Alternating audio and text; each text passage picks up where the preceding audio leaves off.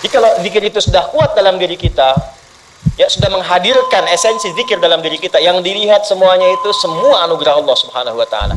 Jadi saat dia gembira itu dia bersyukur, dan saat dia sedang mengalami duka dia bersabar. Semua sama sebagai ibadah.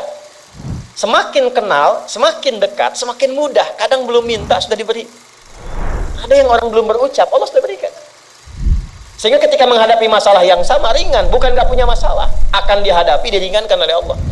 Masalah yang sama, ini sampai ribut, adu argumentasi. Orang ini cuma senyum selesai. Kenalkan kepada Allah, nanti biarkan janji yang disampaikan oleh lisan Rasulullah itu terjadi. Pengen level tertinggi itu butuh perjuangan. Latihan dulu, itu kan? Menguras fisik, energi, tenaga, biaya, hasilnya indah. Tapi ada jalan cepat untuk mendapatkan itu. Nih aksesnya, bangun kepada Allah.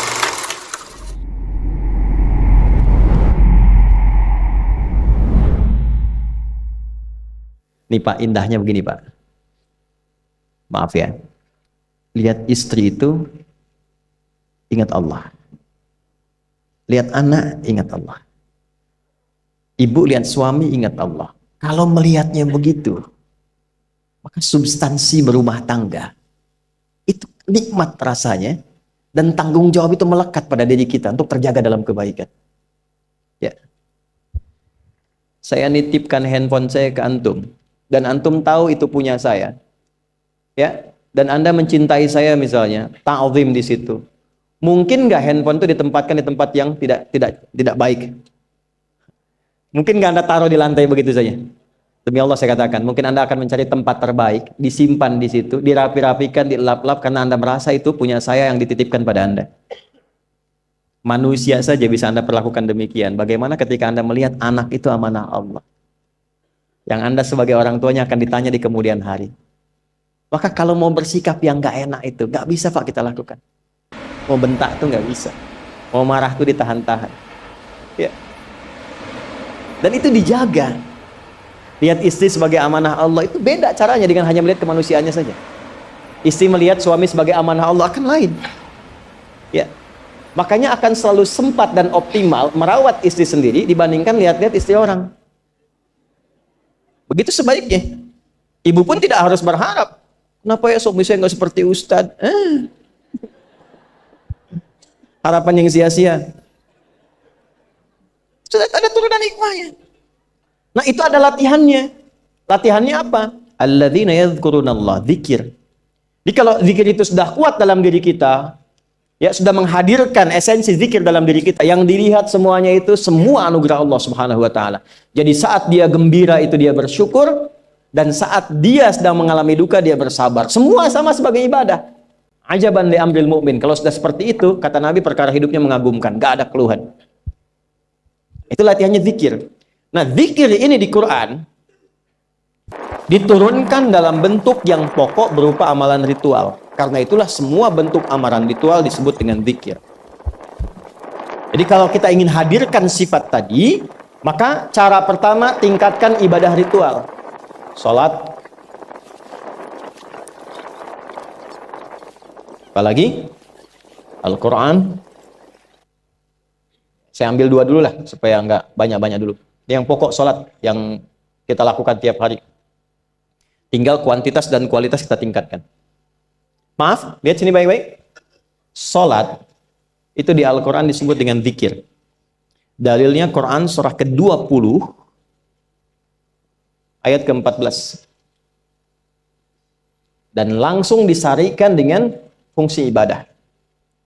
Sebagai fungsi hidup kita. Sudah? Perhatikan baik-baik. Innani anallah. La ilaha illa ana. Fa'budni wa aqimis salata li dzikri. Itu dalilnya. Sayalah Allah, kata Allah. La ilaha illa ana. Tidak ada Tuhan yang layak dipertuhankan dan layak disembah kecuali saya. Allah. Allah. Bagaimana kenal Allah sebagai Tuhan?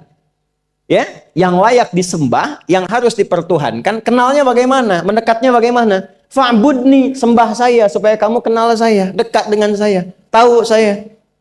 Bagaimana caranya? Wa aqimis shalah, tunaikan salat.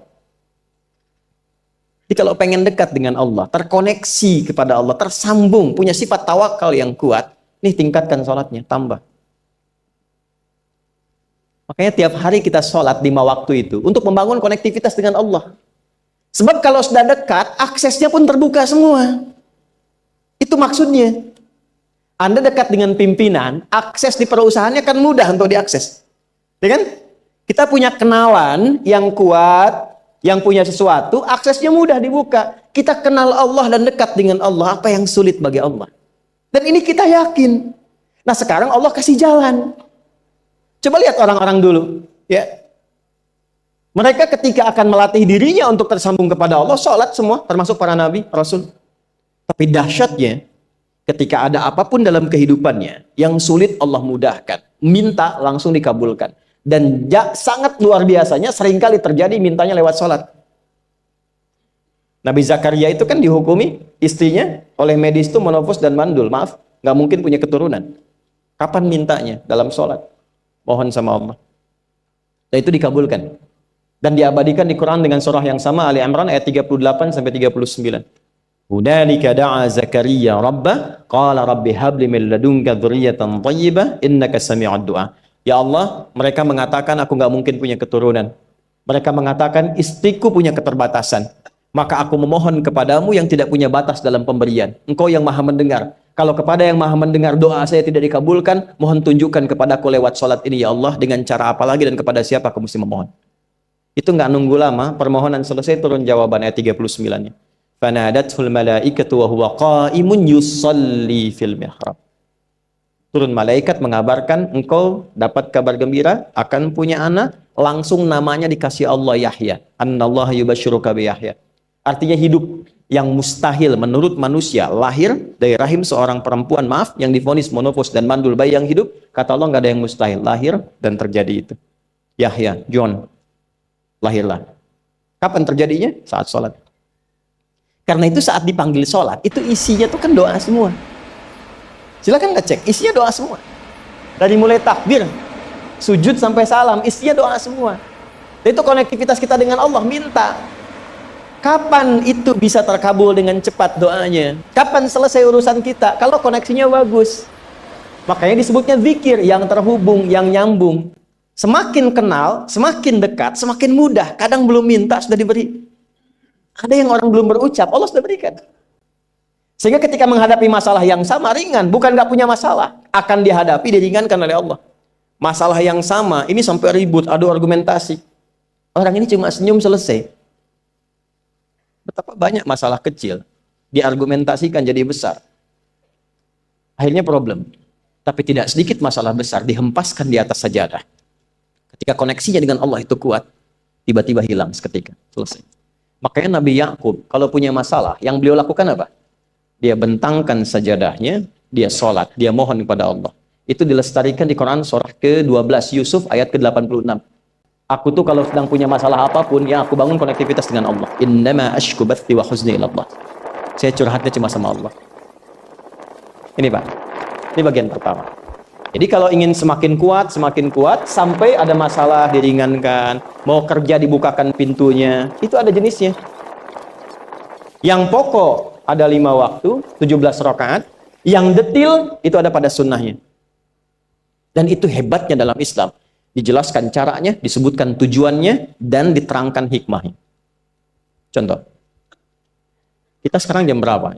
Jam 9.20. Di waktu saat ini ada waktu sholat disebut dengan sholat duha. Duha itu dibagi 3. Ada awal duha, penguat zikir, pengganti seluruh bagian zikir di tubuh kita, yang disebut dengan syuruk. Itu kurang lebih jaraknya 1 jam setelah subuh. Jadi kalau tadi 4.45, ya 5.45 menjelang jam 6 itu masuk syuruk. Setelah itu masuk ke jam 8 sampai ke kurang jam 10 itu pertengahan duha.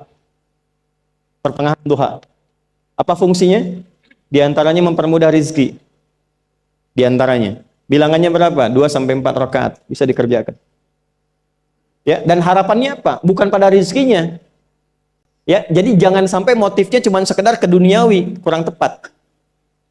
Kenalkan kepada Allah, nanti biarkan janji yang disampaikan oleh lisan Rasulullah itu terjadi. Ya, Jangan pada rizkinya, ini terbatas, cuman sampai situ. Tapi kalau kita minta sama Allah, dikasih jalannya tuh dari sisi yang tidak kita duga. Anda berhitung, Allah kasih hitungan.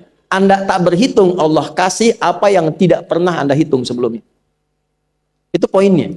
Maka lakukan sholat dekati, itu yang disebut sholat duha. 2 rakaat, tambah lagi 2, untuk kenal Allah.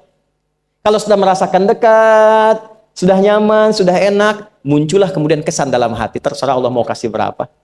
Yang penting sudah enak, sudah damai. Di titik itulah kemudian Allah limpahkan dari apa yang nggak pernah kita duga sebelumnya. Tiba-tiba keluar, kok ada telepon, dapat proyek, dapat macam-macam. Tapi tujuan sholatnya bukan untuk proyeknya. Buat kenal Allah, ulul albab ini. Kalau cuma pengen lancar, baru serabutnya. Kalau cuma pengen lulus proyek, itu baru daging luarnya. Ulul albab itu kenal Allahnya, sehingga dia tahu akses intinya tuh itu. Itu poinnya. Dan gak mahal. Emang kalau sholat duha di Anur bayar, Pak? Pakai biaya. Baiknya luar biasa. Sudah? Satu. Kalau mau lagi misalnya, ini yang paling dahsyat nih. Dibimbing kita sampai ke posisi terbaik di apapun itu. Jadi ayah terbaik, ibu terbaik. Ya, jadi karyawan strategis, di militer terbaik. Terbaik tuh gini, di tempat terbaik yang memuliakan tuh makom namanya.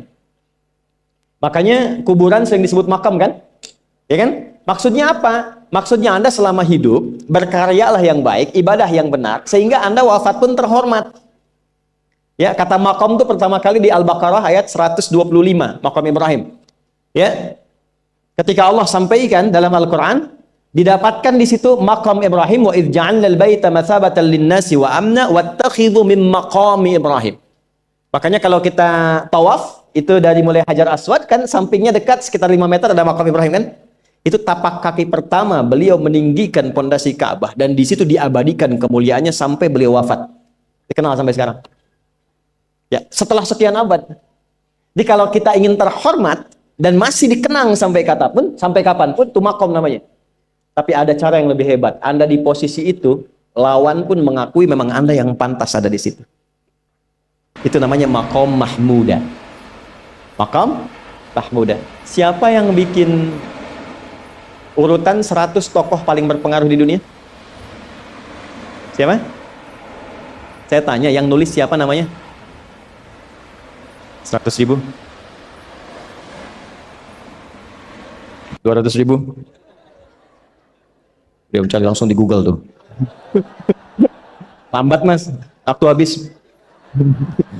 Michael Chart. Dia yang nulis, maaf ya. Urutan pertamanya siapa? Muhammad SAW. Yang nulis itu muslim atau bukan? Kok bisa tergerak hatinya untuk menempatkan seorang nabi muslim di tempat pertama? Saya tanya begini, kenal Abu Jahal nggak? Ya Allah, makin siang nih, nggak fokus nih. Saya kira cuma di Bengkali saja yang kenal Abu Jahal, sini kenal juga. Baik, Abu Jahal itu, apakah orang ini tidak kenal Nabi? Orang ini tahu, kalau saya sebut orang ini berarti kurang bagus ya. Kalau saya sebut beliau berarti baik ya. Abu Bakar saya sebut beliau, Abu Jahal orang ini. Maksudnya Abu Jahal. Apakah orang ini tidak tahu kalau Nabi itu mulia? Nabi unggul. Nabi hebat kan? Jadi mengakui sebetulnya Nabi unggul. Dan gulat dengan Nabi itu dalam olahraga kalah. Dia tahu Nabi itu kuat. Ya. Di dalam cinta juga tahu Nabi paling unggul. Abu Jahal melamar Sayyidah Khadijah ditolak, Nabi nggak lamar, Sayyidah Khadijah minta dilamarin. Ya. Dari sejak itulah dia nggak mau tahu semua yang dari Nabi, pokoknya semua harus jelek. Walaupun dia tahu itu baik. Nggak kenal, sampai nggak menanamkan pada dirinya nggak ingin kenal kebaikan Nabi. Nggak ingin kenal pada sesuatu, itu jahlun namanya. Jadi kalau ada mbahnya yang paling bodoh, yang nggak pengen tahu, itu Abu Jahal namanya. Maka sejak saat itu orang ini disebut dengan Abu Jahal. Tapi Abu Jahal pun itu meyakini kebenaran, kekuatan Nabi, cuman karena iri saja. Gitu. Tapi dia nggak bisa nolak. Menilai seseorang di tempat terbaik yang kita nggak bisa nolak dan mengakui memang dia orang yang terbaik, itu namanya maqam mahmuda. Tahukah Anda, jalan untuk mencapai maqam mahmudah itu nggak akan mungkin kita dapatkan kecuali mendekati yang punya semua maqam, yaitu Allah Subhanahu wa taala. Dan jalannya lewat sholat. Itu lewat sholat. Tapi karena ini levelnya istimewa, tingkat tertinggi, ya prajurit pengen jadi komandan terhebat yang diakui, nggak ada orang nyoal. Di kepolisian pengen jadi pimpinan yang baik dan semua mengakui sehingga nggak ada yang nyoal. Di perusahaan pengen jadi pimpinan yang ideal, ya semua mengakui, nggak ada yang nolak. Itu maqam mahmudah. Jalannya apa? Ternyata nggak pakai uang, nggak pakai koneksi-koneksi yang tidak jelas. Koneksinya dibangun dengan Allah sehingga Allah melembutkan hati semua orang itu untuk menetapkan dia yang terbaik. Sholat. Karena levelnya tinggi, dinaikkan dari sekedar sholat fardu. Ditempatkan di waktu yang tidak biasa. Butuh pengorbanan, butuh perjuangan. Namanya tahajud. Turunlah Quran surah ke-17 ayat 79 sampai 81 itu. Quran surah 17 ayat 79 sampai 81. Ini poinnya. Wa minal laili fatahajjad bihi nafilatan laka asa ayyab'athaka rabbuka maqaman. Ini kan terjadi keanehan kan, ironinya. Anda pengen sukses, pengen tertinggi, Anda tahu Allah penentunya, Anda tahu Allah yang punya rizki, Allah punya kekuasaan, tapi Anda nggak mendekati Allah. Terus yang dipakai cara-cara salah, kenapa harus korupsi? Kenapa harus nyogok? Kalau SK-nya nggak Allah tetapkan, nggak akan turun juga. Dan sudah hukum, kalau ayah berbuat maksiat, itu anak istri pasti kena. Itu udah hukum. Makanya saya mohon ya para ayah itu kalau mencari nafkah, cari yang benar. Kasihan anak Anda yang di SD. Harus berhenti sekolah.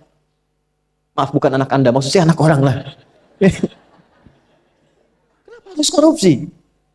Maka ketika ada tawaran sogokan yang nggak bagus, tuh yang dibayangkan tuh itu bukan cuma proyek jalan dapat uang banyak, tuh anak-anak tuh bahaya. Ke sekolah disebut anak koruptor, sedih. Istri nggak sanggup keluar belanja. Tuh pikirkan, itu sudah hukum.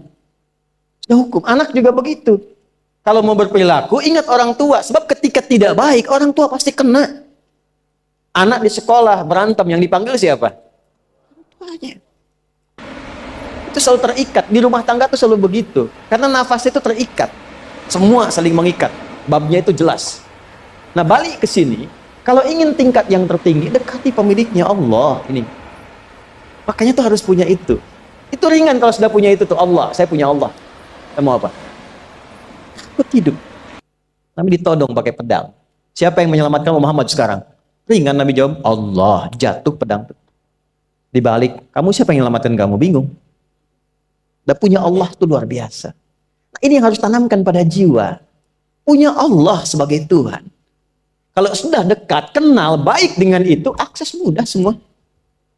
Dan yang paling indah itu apa? Menerima apa yang Allah tetapkan. Hari ini nggak dapat, alhamdulillah. Saya masih dikasih jalan. Alhamdulillah, besok belum dapat. Ada akumulasi, paham. Paham. Nah, itu nggak mungkin bisa dapat rasa itu. Salah satunya, ikhtiarnya apa? Nih, tahajud. Dan hebatnya kenapa sholatnya disebut tahajud? Tidak disebut sholat hajat. Ada hajat, ada tahajud, beda. Hajatun, hajada, hajadun, ada tahajjada ya tahajud, tahajud, beda. Tahajud, situ aja. Ini sengaja nggak saya hapus nih. Mana staf saya? Oh, foto nih ya. Saya hafal insya Allah. Tahajud. Asalnya dari kata hajada, begini, ha, jim, dal. Ditambah ta di depannya, lalu ada tasydid sebelum akhirnya. Nih.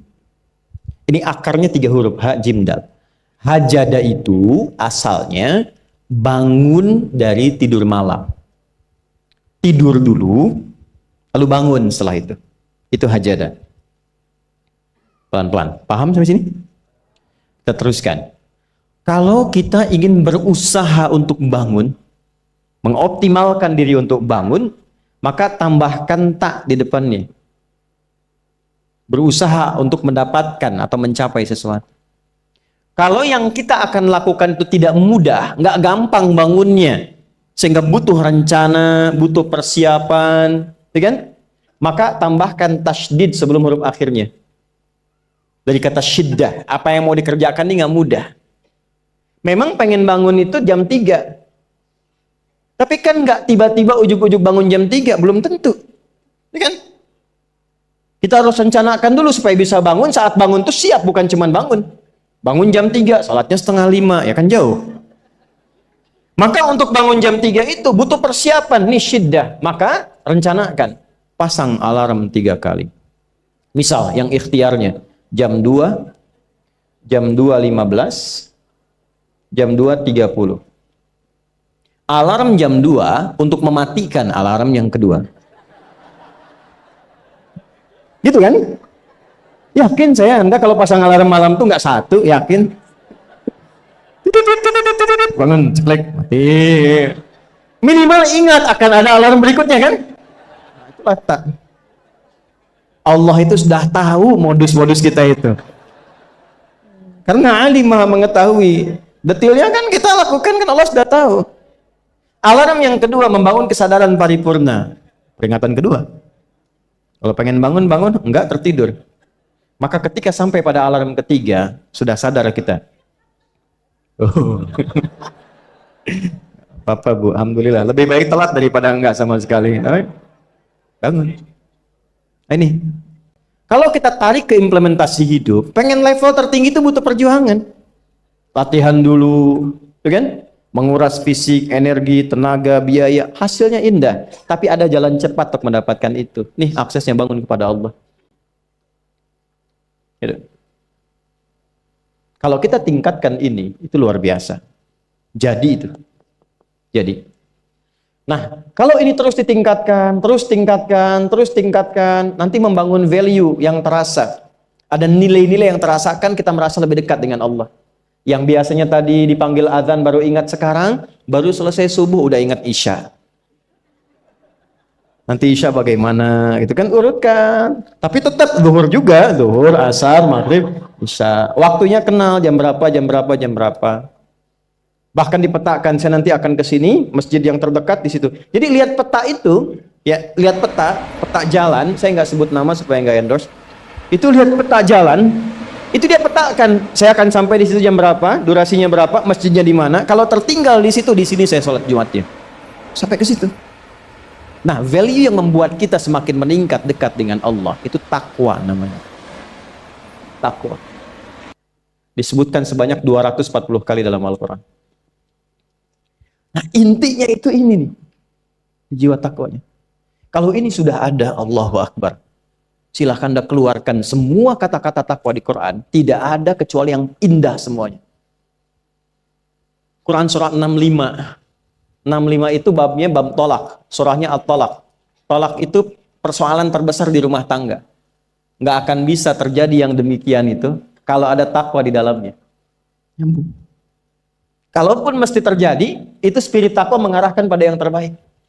Makanya di ayat kedua di ujungnya, sampai ke ayat 3, apa yang terjadi? Di rumah tangga itu kan cuma 2 babnya. Satu masalah dari komunikasi, yang kedua materi. Perhatikan, wa may yattaqillaha yaj'al lahu makhraja wa yarzuqhu min haitsu la. Siapapun yang mampu meningkatkan takwanya kepada Allah, pakai man tuh setiap personnya. Suami, istri, ayah, ibu, anak, satu keluarga mencoba meningkatkan takwa. Dia tahajud, bangun semua ingatkan. Bangun semua tahajud, salat duha, yuk ingatkan dimanapun. Alhamdulillah. Apa yang terjadi ketika dilakukan? Apa jawab Allah? Yaj'al lahu makhraja. Enggak pakai alif lam, makhraja. Masalah apapun yang engkau alami. Suami berangkat ada masalah. Ada masalah umum yang semua orang mengalami itu. Tapi yang ini enggak. Kena macet, ada macet, dia mau berangkat. Tiba-tiba diarahkan, jangan lewat situ Pak, macet, Bapak kesini aja. Ya. Pak ikut kami saja Pak. Tiba-tiba patwal datang, ayo ikut. Ya, itu bisa terjadi. Wa yarzuqhu min haitsu la yahtasib. Bahkan rezekinya pun itu datang dari sisi yang enggak diduga. Gak nyangka ya, emang gak disangka-sangka datangnya. Ya, habis sholat, tiba-tiba telepon masuk, belum selesai proyek, ini ada permintaan itu. Beda istidraj dengan takwa itu lain. Kalau istidraj itu bertambah tapi lupa Allah. Hati-hati. Proyek nambah, sholat lupa. Hati-hati. Hati-hati ya. Pekerjaan menambah, omset nambah, tapi nggak pernah bisa ngaji. Nggak pernah mampu sholat. Hati-hati itu. Dan paling bahaya kalau itu nambah terus sehingga membuat lupa semua ibadah. Itu istidraj namanya. Istidraj. Ancamannya akhirat tuh, hati-hati. Segera ingat, segera ingat. Tapi kalau semakin nambah, semakin ingat Allah, itu anugerah. Karena Allah telah menilai hamba ini paham menjalani kehidupan, sehingga dia ngerti. Makanya Utsman, Abdurrahman bin Auf, setelah masuk Islam, hartanya makin nambah. Karena kenapa? Karena telah dinilai layak mengelola harta, paham cara mengelolanya. Dapat segini, alokasikan ke sini. Dapat segini, alokasikan ke sini. Pak, di mana logikanya ada 600 truk hasil usaha? Bapak punya 600 perusahaan. Satu perusahaannya itu bergerak di bidang misalnya logam mulia. Ya, ada emas, ada berlian, ada macam-macam dan sebagainya. Satu kali Anda berhasil mendapatkan kurang lebih 600 truk logam mulia di dalamnya. Mau datang kemudian ke tempat Anda di jalan. Tiba apa yang terjadi? Ada komen tetangga kepada Anda. Misal, komennya nggak langsung, cuma ke teman tetangga Anda dengar. Waduh, Pak Asep hisabnya luar biasa kayaknya ya. Hisabnya, bukan berliannya. Hisabnya luar biasa, terus nyampe di telinga Anda. Kira-kira ketika mendengar itu respon Anda apa? 100.000? Bingung kan? Bingung. Lihat Abdurrahman bin Auf, jazakallahu khair. Datang 600 kafilah pakai unta. Isinya semua emas, berlian, perak, macam-macam. Heboh Madinah, bum bum bum bum bum bum bum. Tiba-tiba Sayyidah Aisyah komen radhiyallahu taala anha. Beliau kan yang terdekat dengan Nabi, satu istri Nabi SAW. Jadi kalau sudah ring satu Nabi, ada yang komen, kita tuh cuman 3 sikapnya. Like, share, and subscribe. Gak usah ikut komen lagi. Sukai, share, subscribe. Ikuti jalannya. Apa komennya? Secara singkat, kama qalat. Aku pernah mendengar Nabi SAW mengatakan, Abdurrahman bin Auf itu agak lambat hisabnya. Ya, selambat-lambatnya cepat juga dibanding kita kan? Ya? Maksudnya apa? Ingin menggambarkan betapa banyak kekayaannya. Scan, checklist, semua. Ketika mendengar komen itu, apa kata Abdurrahman bin Auf? Saya jadikan semua yang baru datang itu saya sedekahkan semua untuk orang Madinah. Supaya mempercepat hisabnya itu.